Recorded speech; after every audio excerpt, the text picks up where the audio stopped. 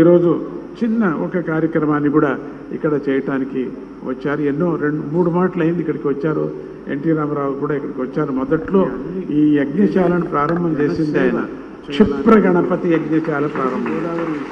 అవన్నీ నేను జ్ఞాపకం చేసుకుంటున్నాను. అట్లా అంటూ ఆ విధంగా ఒక ఫ్యామిలీ మెంబర్గా నా మనసులో ఉంది. కానీ ఏదో మినిస్టర్ చంద్రబాబు నాయుడు అట్లా ఆ విధంగా నాకు లేనే లేదు. ఒక ఫ్యామిలీ మెంబర్గా నేను ప్రార్థన చేస్తున్నాను అని చెప్పి, మా ఫ్యామిలీ మెంబర్కి బాగా కానీ అభివృద్ధి కానీ అని చెప్పి, ఆయన అనుకున్నదంతా బాగా జరగని, ప్రజలందరూ క్షేమంగా ఉండని. కొంచెం తక్షణమే అయ్యలేదు కదా. రాముడు రాజ్యానికి వచ్చాడు. రామరాజ్యానికి వచ్చిన తర్వాత మీరు చూడండి, రామాయణంలో ఆయన రాజ్యానికి వచ్చిన తర్వాత 5 ఏళ్ళు అయింది. మళ్ళీ అభివృద్ధి కావాలంటే ఇమ్మీడియట్గా అందరినీ ఆకాశానికి తక్షణం పెండాలు వేయలేం కదా.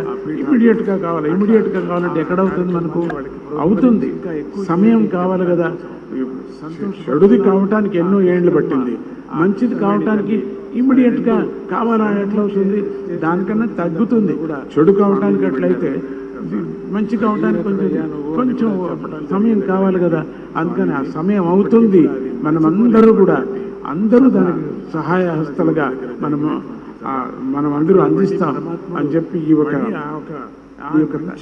పెద్ద యజ్ఞం చేస్తున్నారు ఆయన.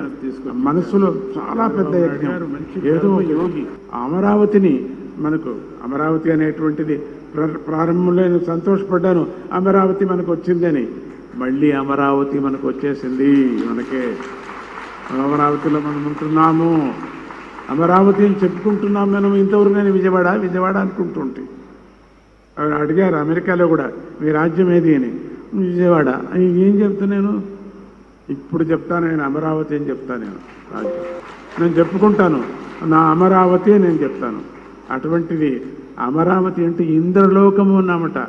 అటువంటి స్వప్నాన్ని చూసి ఇప్పుడు చేయటానికి ప్రారంభం చేసుకున్నారు.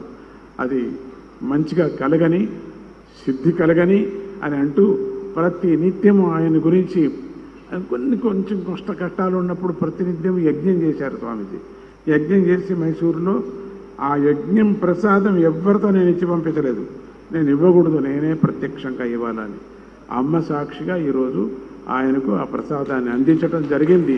నాకు సమాధానమైంది అని అంటూ ఆయనకు శ్రేయస్సు కలగని అని అంటూ ముందు కార్యక్రమానికి 4 మీరు